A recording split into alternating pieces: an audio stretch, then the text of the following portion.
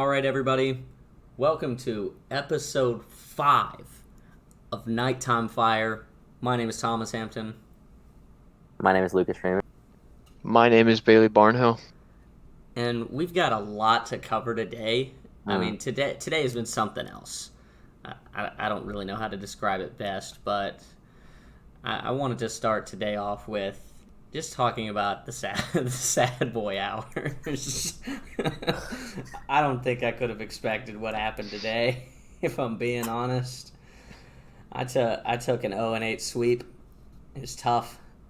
I've had a lot of time to think about it, but we'll get into that later in the podcast.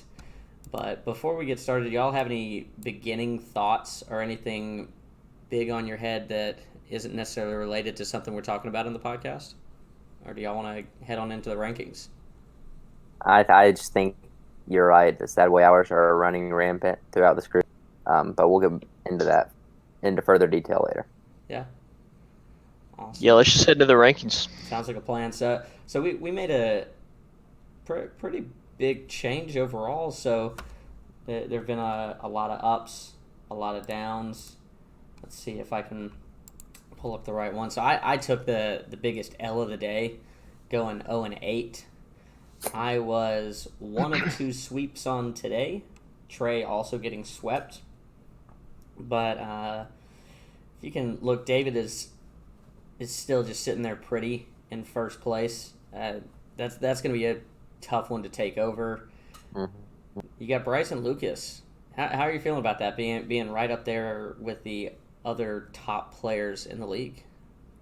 I'm sitting at third. Come playoff time, I think my team's built for the playoffs, so I would not be surprised if I came out as the champion. But Bailey took one off me today, and I fell a little bit, but I'm happy with where I am, and I think I'm in a pretty good position. That's good. Then Myles is sitting there. Myles took a big up, mainly because of the sweep over me. Again, I'll talk why I think I've got some choice thoughts on that, mainly regarding to my irresponsibility. And then you got Zunyon. And we don't really have a lot of time to talk about Zunyon, but how are you guys feeling about where he's at right now? Because if we look at day 6, Zunyon had the opportunity to play Bryce and fell 3-5. So, do y'all think he's good, bad, average? I would not be comfortable betting any amount of money on any Zunyon out at all.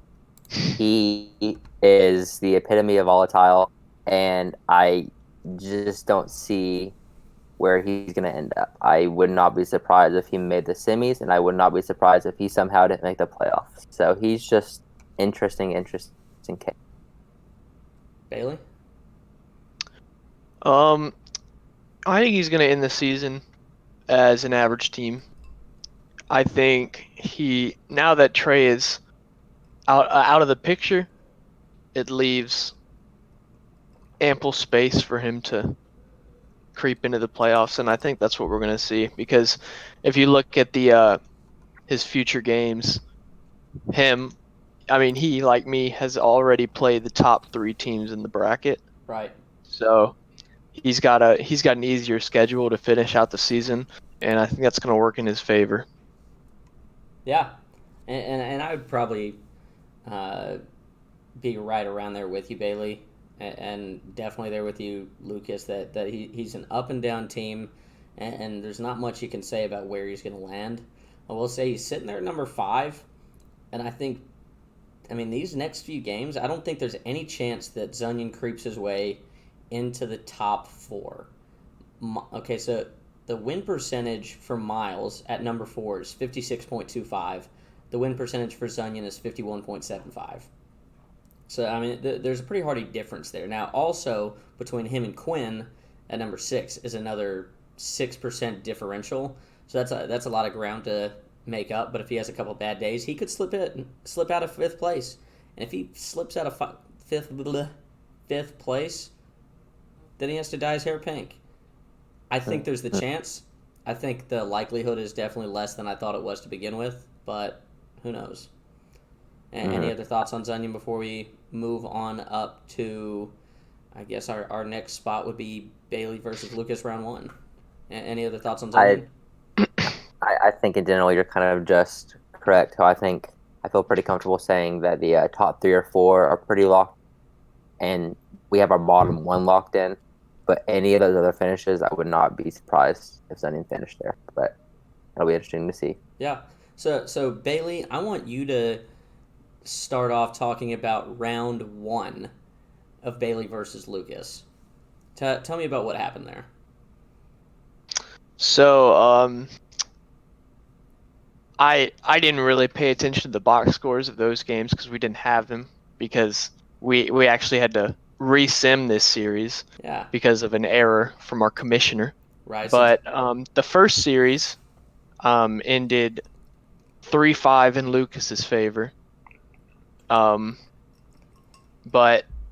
looking back over it, the commissioner found a crucial error, a trade that happened last night. Was it last night, Lucas? Mm-hmm. It was Andre Kirilenko for Oscar Robertson, and the commissioner did not update the roster. So Lucas's team had played that whole series with Oscar Robertson. So we had to resim it. It's definitely an interesting one. And so 3-5 in Lucas's favor. Now, Lucas, I mean, do you feel like it had to be resimmed, or you had the option to know if it would be resimmed? Was this an automatic, has to be done? I wasn't there for how this went down.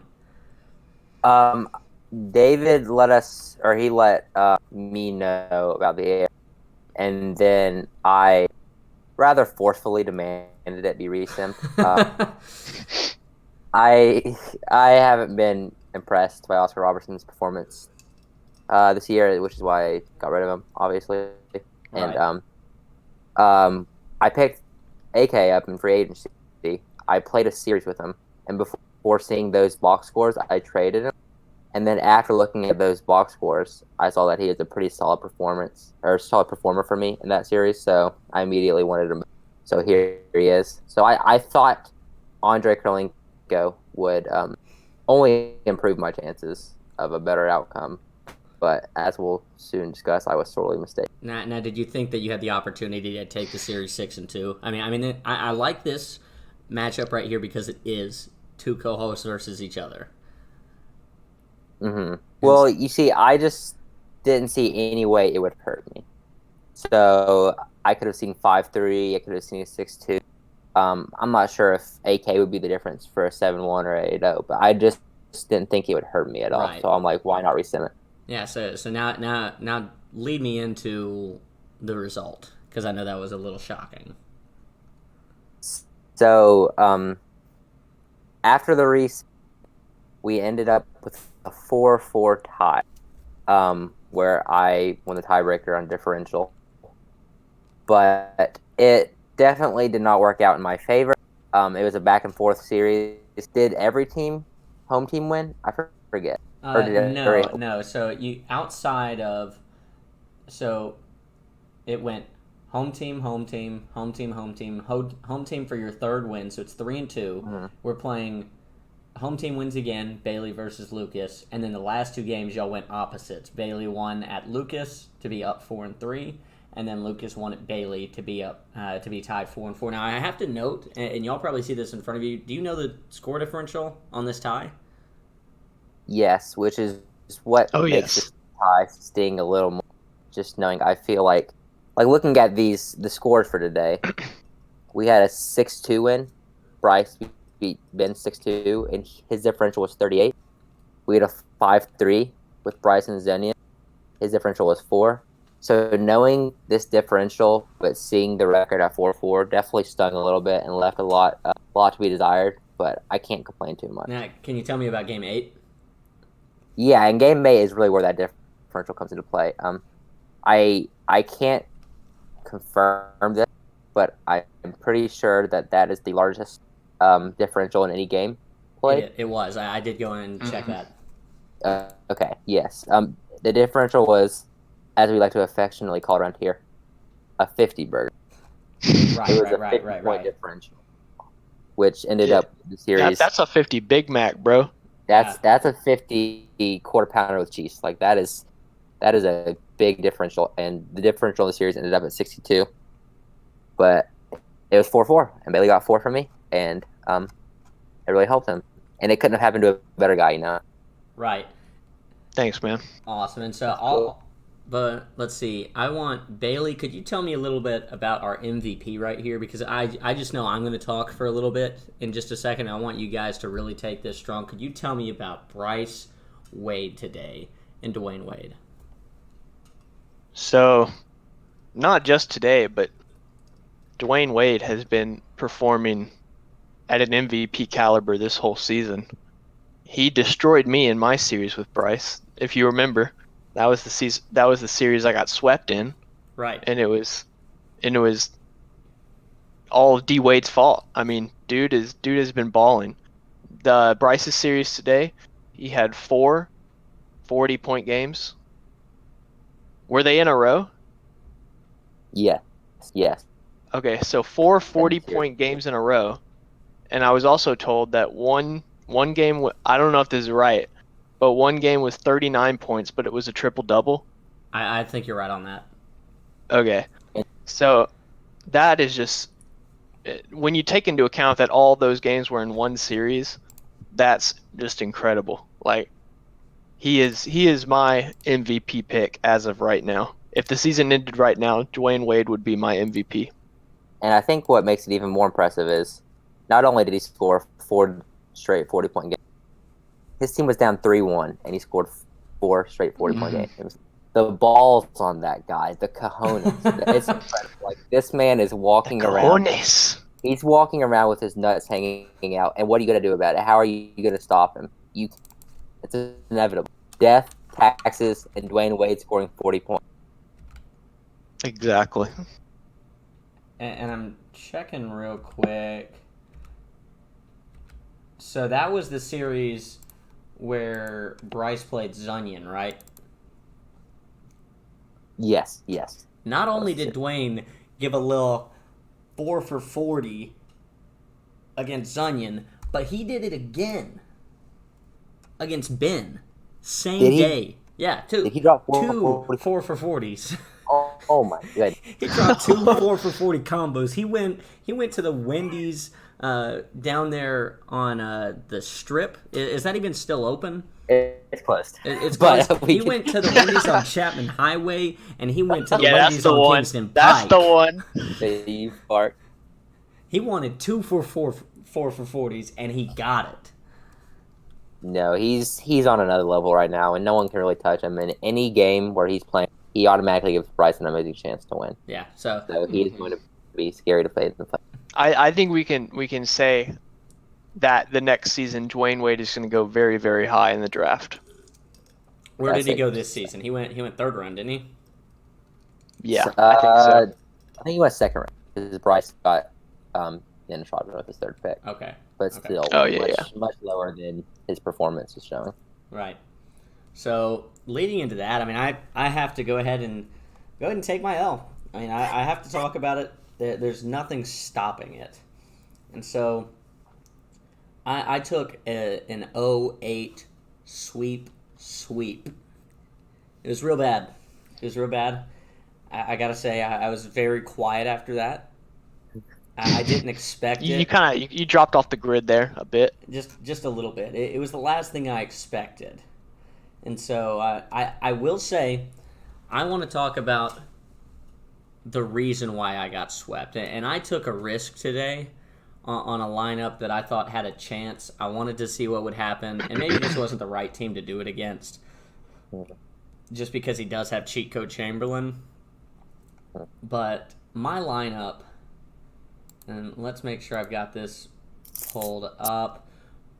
I had... Let's make sure this is right. I had John Wall at point guard, Ginobili at shooting guard, like normal. I had Kareem at center. But what I did different, normally I have Grant Hill at small forward, Charles Barkley at power forward, and Pau Gasol backing up Charles Barkley. I decided today I was going to put Charles Barkley at small forward and Pau Gasol at power forward, and I was going to have Grant Hill back up Charles Barkley. Bad move on my end. And there's not much to say about it. I mean, David went through just so I could get some general information, and he changed it to my normal lineup with Charles Barkley playing power, Grant Hill playing the small forward, and Pau backing up Charles. And I went 4-4 against Myles. And when I went 4-4 against Myles, I mean, I was down on a 9-point differential, but that's because Myles beat me 107-88 in one game. I mean, he just had one massive game. Other than that, it was a very close series. Most of them low single-digit games. And so I want to think that my team is better than today showed, but at the end of the day, I have to take my 0-8. I mean, it is what it is, and that's going to make the rest of my season tough. But with that in mind, I want to talk about Quin for just a second. So, Quin today swept somebody. He swept Trey. And Quin also had an interesting trade happen before the deadline. Can one of y'all talk a little about that trade? Probably Lucas. Yeah. If I remember correctly, I believe it was it Magic Johnson and Mike Miller for Paul George and Smush Parker? That is correct. Is that correct? Yes.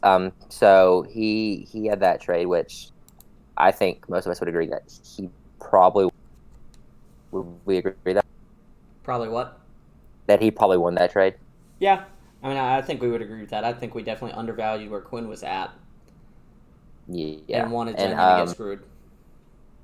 And especially considering his lineup, it's been well documented how eclectic his lineup is. Just the copious amounts of usage on it. So while Magic Johnson has high usage himself, he also has a very, very high assist percentage to kind of offset that. So that definitely helped Quin. He finally had himself a floor general. And he cashed in on that very swiftly, obviously, with that 8-0 against Trey. And he went, I don't know if he was 10th or 11th, but he went from pretty low. And now he's actually the 6th seed, which is pretty shocking. It just shows you how much. Huge jump. It shows you how much a sweep can do for you. Yeah, Quin went up in his win percentage by 10.83% day over day. It's kind of ridiculous.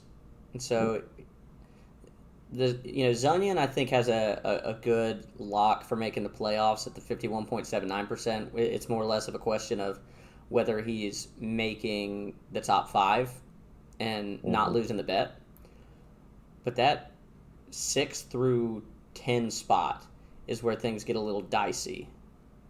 And I want to talk for a second why, I think Quin's not that good, and I don't think Quin's going to make the playoffs. I think he looked really good today. But can somebody tell me who he swept?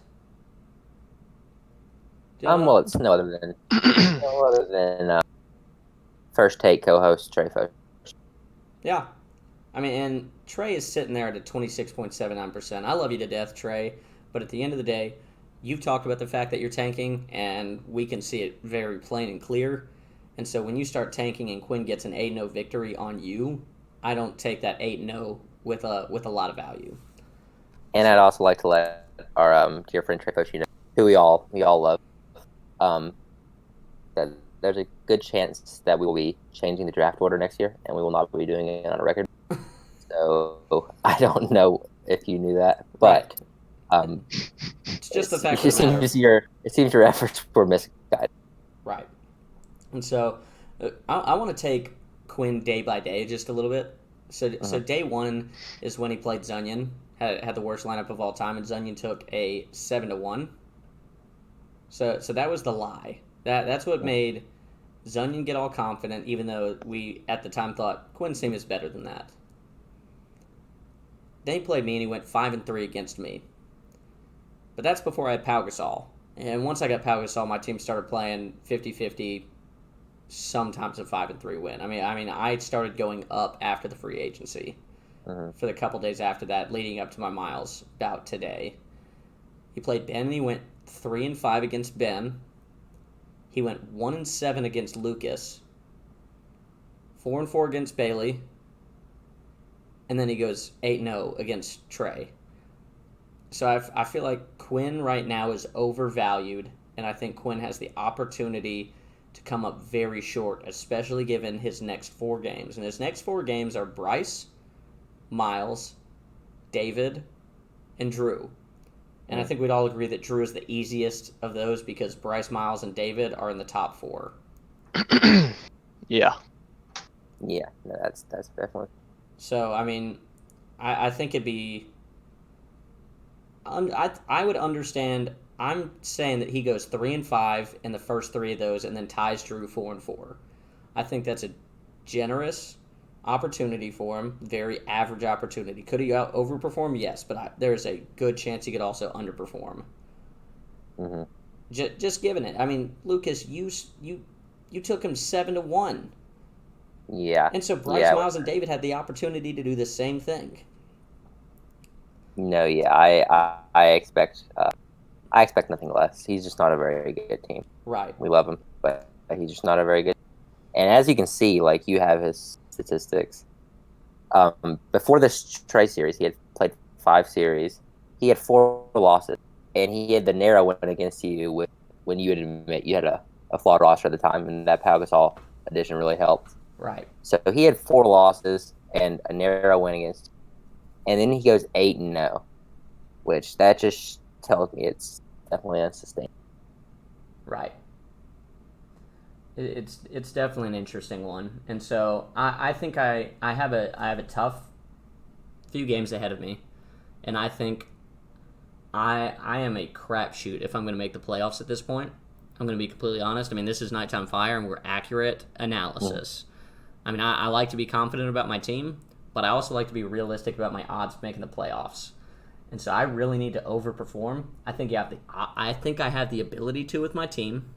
I think given my past, I mean, going 3-5 against David in the past, and given the fact that I know where my lineup needs to stand, I have the opportunity to go 4-4 against Zunyon, Lucas, and Bryce, just really depending on what happens. But if I don't perform well in those, I'm out. That set and done like that. And so the next 3 games are crucial for me. And so I just want to say that I probably need to play. My gut is that the worst I can play is probably 9-15. I think I go 3-5 in the next 3 matches at the worst. And I need to play better than that if I want to get into the playoffs. And so I need to tie a couple and win at least one. So rumor has it, though, that Lucas Freeman might be load managing during your guys' matchup. Like, he's gonna get ready for a playoff push. So you might be able to bank on that to get an extra winner. Well, we'll see what happens. I mean, that I will say it's a tough one, if we're being honest, because both Bailey and I are competing for playoff positions. I mean, we have the opportunity for both of us to make it, but there's a lot that has to go down for both of us to make that spot. Because the way it's currently sitting is, Bailey, you're sitting there in 10th, but you have an easy schedule. Mm-hmm. I'm in 7th, but I have a tough schedule. And Ben and Drew are sitting there where Ben has Myles, Zunyon, Bailey, Trey. So I think Ben has a good set being able to play Trey. Drew also gets to play Trey. I mean, those are free wins for them. It's ridiculous. And so I think it's tough. And, I mean, both of them have to play a top 4 team. Both of them have to play Bailey. So, Bailey, if you can come through clutch and really take them to Pound Town, that's what I think gives us the opportunity to both make it. Yeah, both of those are my key series going forward, are Ben and Drew. And I'd throw Zunyon in there too, but he's a bit higher than Drew and Ben on the table. Right. But I'd say the Ben and the Drew series are must wins for my team. Right. If we want to come into the playoffs, because they're right above me. Yeah. If I win and they lose, it has more of an effect on our placings in the table. Right. So yeah. I would definitely agree with that. And so And then how they perform against Trey. I mean, I think both of them have. If Quin can come out and sweep Trey, there is always the chance that Ben and Drew do the same. I'm hoping that it doesn't happen. I'm gonna say right now, if Drew and Ben sweep Trey, I'm probably out of the playoff picture. Yeah. I don't think there's not making it for me if they both sweep. I do. I think you guys can take solace. I would consider that series an extreme fluke. Like, no matter how bad Trey is, Quin's team is not much better. And the fact that he swept, I think, would be very fluky. And I would not expect that from any of the other matchups. So we'll see. I mean, I think, what is it? Tomorrow is definitely important. I mean, every day is important specifically, but Bailey, for you and I, tomorrow I play Zunyon, you play Myles, right? Yes. All right, so Myles is your hardest game. But I think you still have opportunity right there. Then I play Lucas and you play Ben. Zunyon. Which game remaining do you think is your most important game? Definitely the Drew game. Drew series. It's on the last day before playoffs start. And I'm in the lucky position that I don't play 2 series in one day until the very last day. So if my team plays well on that last day, it could be a huge boost in our rankings on the table. Yeah, definitely. And so I guess that kind of takes us. Do y'all have any last takes when it comes to the playoff run that we're looking at right now? If I were a betting man, I would bet on Quin falling back to earth. I think a lot of us would. But man, that between Ben and Drew, I feel like they might get it. So I'm scared of a scenario where only one of my co-hosts make it. But I'm going to keep hoping. Right. So, Bailey, any last thoughts for you? Like we said, Myles is probably my hardest series that I have left. And I just want to say that I'm pretty optimistic going into it. I took Lucas to 4 games. Right. I took 4 games with Lucas today, and Lucas is one of the better teams in the league. Yeah. So I think my team's going to be pretty optimistic going into that series tomorrow. Definitely. Although we are going against the cheat code, Wilt Chamberlain. Right. So I think you've got that game much more than I did because you have a lineup that you know is going to work. I took a dumb chance. I guess a dumb chance. I mean, if it had worked out in my favor, it would have been a smart move. If it, works out bad, it's a bad move. Mm-hmm. It's like anything in life. You take the risk and you lose and you look like an idiot, but if it works, you're a genius. So I think you're fine when it comes to Myles. I think you'll at least split that series. Yeah, me too. So what we're going to move on into next is our commissioner. We've had some interesting interactions between our commissioner and Trey Foshi. Tell me about that, Lucas, because you were there when it originally happened. I had just left to take care of something. All right. I'd like to warn our viewers that if you're sensitive to some violent material, I'd like you to turn away. We can let you know when to come back. But I believe that David Bradford said to Trey Foshi that I will shoot you. You heard me right. David Bradford said to Trey Foshi, I will shoot you. So I just do with that with what you will, but it's just I don't think there's any place for those threats in our league. It's a serious league, but it's not that serious. So that was shocking, and it makes you a little bit concerned about who's in power here. Yeah, I would definitely agree with that. I don't understand the motive behind it, and I definitely think it speaks to more of the fact that David is a dictator in the league. And so, Bailey, from an outside perspective, were you there when this happened as well? I was not. What do you think about this? I mean, I think it's definitely shocking that that someone in charge of all of the decisions of our league has such aggressive motives, I mean, right. If he doesn't like one of my players, what is he going to do? Kill him? Like, I mean, it's just, it's shocking. big game James might go down. Who knows? I mean, it's just it's up in the air at this point. But I mean, what can you do? He's a dictator. I would definitely agree. I mean, this is absolutely absurd, and I came back after about 20 minutes. And you would think this has all been over. I could tell that something was going on in our group message. And I come back only to hear it again. It's ridiculous. Like, not just one time, but twice. So, needless to say, I'm disappointed, and I would not be opposed to leadership change amongst this community, because I think that that's absolutely absurd and should not be a part of this community. There's no room for there's no room for it.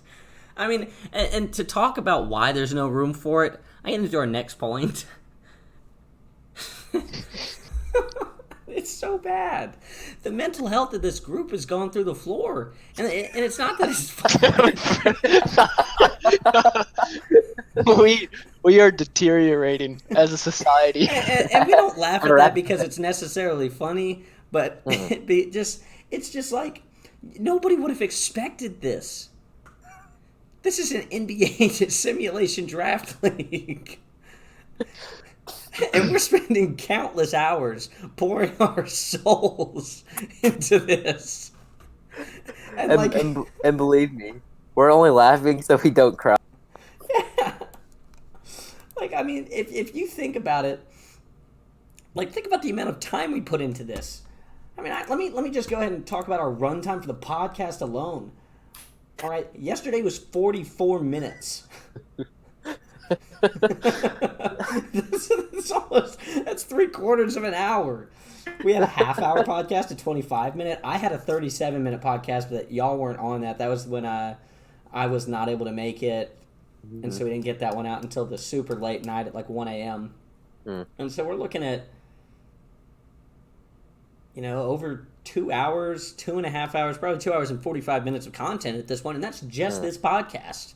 That's not counting the countless amount of time that we spend talking about this league, drafting in the league, trading in the league, playing in the league, simming in the league, and that's just us. And everybody else is doing the same thing. It's ridiculous. No, it's concerning, the mental health. Like, people are dying. There's a pandemic going on, and people are dying. And my entire emotional stability is invested in this league. And it's not healthy. I'm not proud of it, but here I am. And here I am. This podcast will probably be at least 45 minutes. And I'm going to do it again tomorrow. And the next day. And the next day. So, yeah, I've got a problem. I'm not proud of it. I think a lot of us have the same problem. But and that's like you tied it in. It's just not good that we have a dictator when we have a bunch of mentally fragile members. We are very impressionable, and he is threatening to commit violent acts, which is scary. Yeah, I would totally agree that that's ridiculous. Bailey, what do you think about the mental health of the group? I mean, I think it would be marginally better if there weren't as many sweeps as we've been seeing. But it's just when you see someone get swept, they're just a shell of a man, They don't want to speak to anyone. They just want to sit in their room, turn the lights off, and play Blonde by Frank Ocean. That's their game plan. That's what I did. So, I mean, we've had several sweeps. So naturally, the cumulative mental health of our group is not doing good right now. It's definitely an interesting one, and the person I feel the worst for is definitely Trey Foshee, and specifically Trey Foshee's mental health has gone through the floor, and so if we look at this, Trey has 2 times that he's been swept in this series. 2 times. I feel real bad. Mhm. Like I Trey's just don't know how to feel about him. I always have to make sure to check in on him when that happens. yeah, he's one of the happiest guys you'll ever meet. I didn't realize the volume was up on this. That was incredible. That was rich. Yeah. Um, Trey Foshi's one of the happiest guys you'll ever meet. He's always got a smile on his face. And seeing him like this is actually his name isn't Trey Foshi anymore. It's depression in our group, which is concerning to say the least. So we might have to have this segment every night. Just Trey Foshi's mental give you Right. to concern people.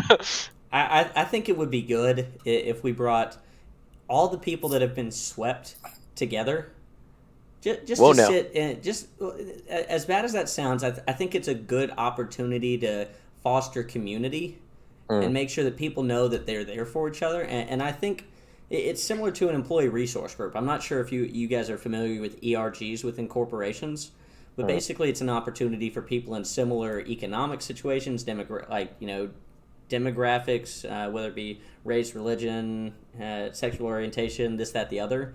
And if we have an NBA draft employee, or I guess it would be emotional resource group, is what our ERG would be, and it's for those that are less fortunate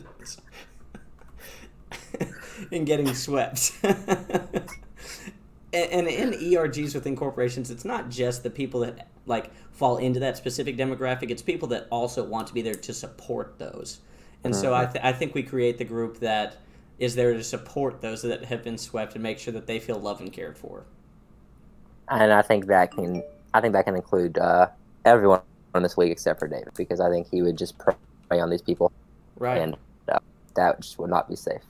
Right. And if you're out there and you've been swept, we just want to let you know it gets better. It's not the end. Talk to a loved. The suicide prevention hotline's probably on the internet somewhere. Call that. You'll see better days. And I'm also talking to my two co-hosts when I say this. I appreciate the kind words. What are You you didn't laughing have to about, out me Bailey? like that, bro. What are you It could laughing ne- about, Bailey? It could never. You didn't have to out me like that. He outed me It too. could never ever be me. Look, man, I just want to say I am an example talking to you right now of someone that has overcome the sweep. Right. My team's doing great. I'm thinking positively, you know. That trade really helped my team. And I'm a happy man. You can be too. Just look towards the future, you know. Right. 100%. Get away from the past. Definitely. So, let's go ahead and take on. Are there any specific? Let's take a look at the games for tomorrow, and let's talk about matchups that are not us, and specific predictions. And let's really focus on. Where is this? Games that matter. All right. So like David versus Trey does not matter. Mm-mm. All right. Bryce versus Quin does matter. Myles versus I think that'll be important to see how Quin performs. I mean, it's definitely important for you. Yeah. Let me highlight these. So how do we feel like I'm trying to highlight these to make sure that I know which ones I'm looking at.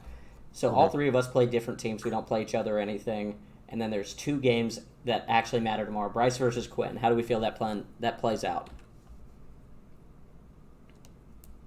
Are we talking about Bryce and Quin and Myles and Ben? We'll start off with Bryce and Quin and then go Myles Ben. Gotcha. So Bryce and Quin. Bryce is obviously the better team in this series. Right. I would bet money on him to win, no doubt. But the real question is the margin, because you guys could definitely use a 7-1 and an 8. And I think that's definitely in the realm of possibility. Quin lost 7-1 to Zunyon, and he lost 7-1 to me.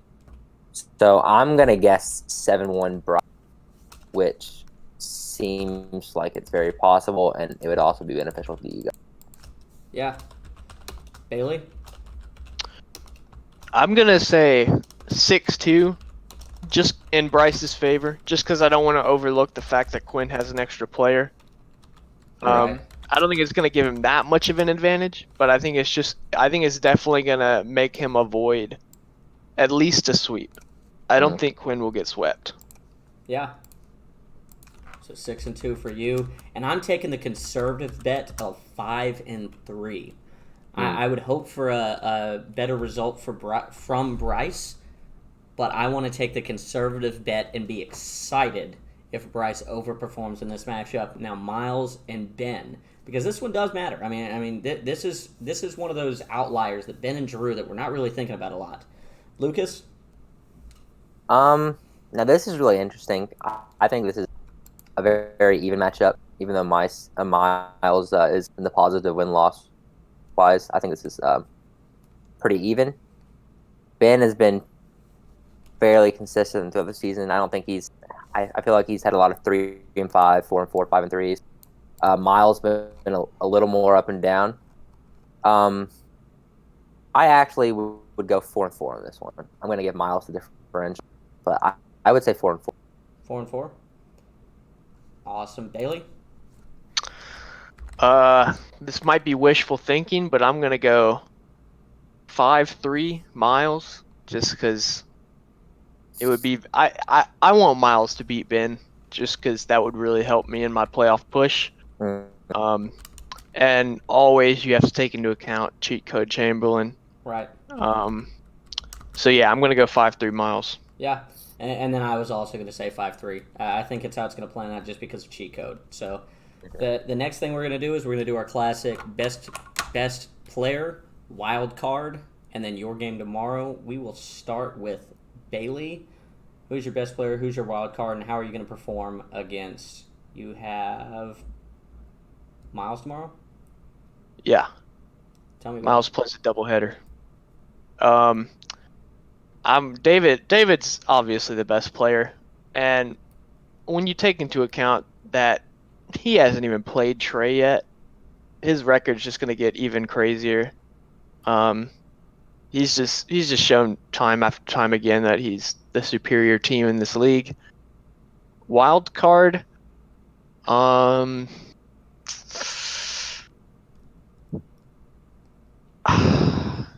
think I'm gonna say Bryce.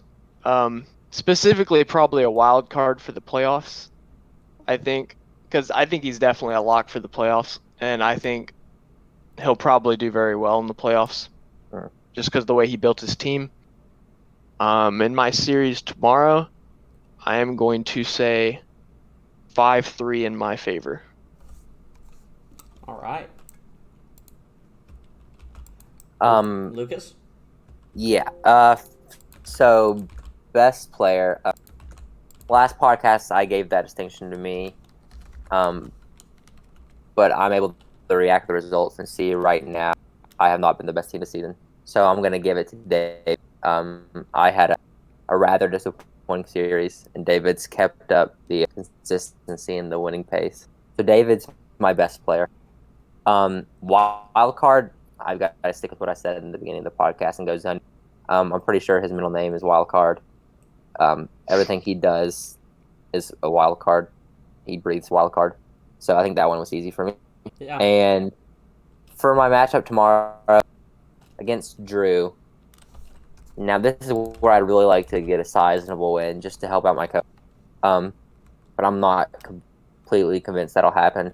Drew, say what you want about his team building. He's still got a solid team, and he's been a consistent middle of the pack performer this whole season. So I'll give myself 6-2.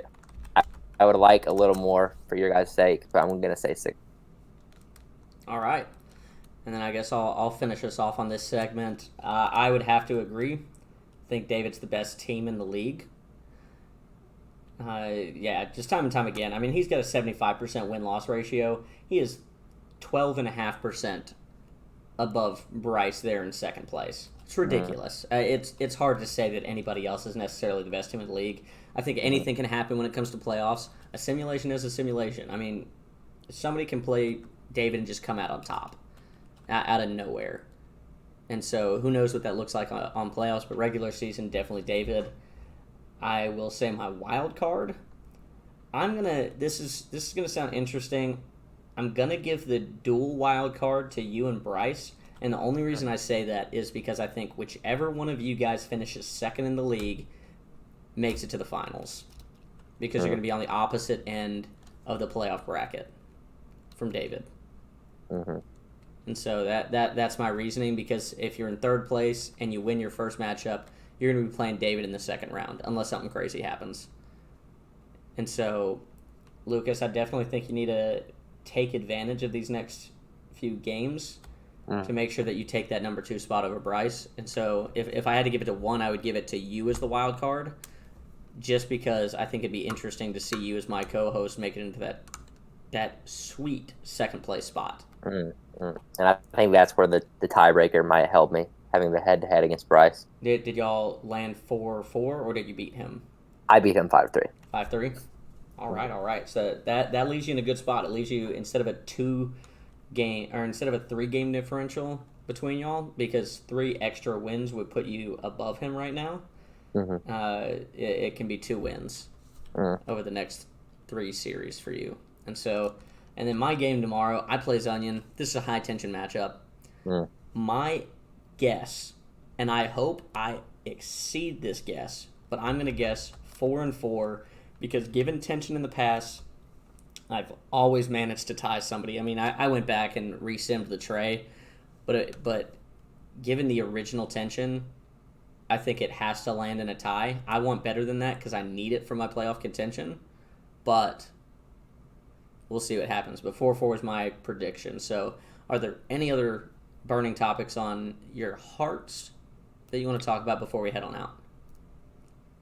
I'm just, as long as David's in power, I'm scared for my life. I just think that needs to be said. Definitely. Bailey? I sleep with one eye open.